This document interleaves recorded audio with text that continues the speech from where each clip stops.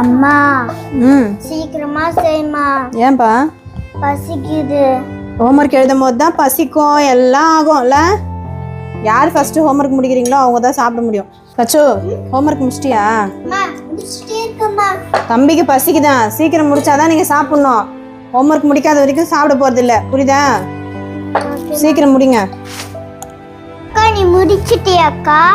இல்ல சுஜன், எனக்கு ஒன்றும் நிறைய இருக்கு.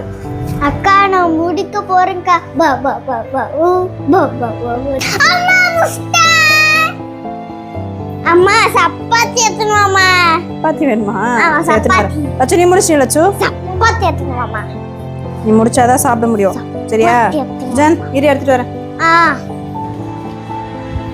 சுஜன் சூப்பரா கலர் அடிச்சிருக்க சுஜன். அம்மா எனக்கும் பசிக்குது. நீ முடிச்சிட்டியா தான் சாப்பிடணும் லட்சோ, சீக்கிரம் முடிச்சிடு சாப்பிடலாம்.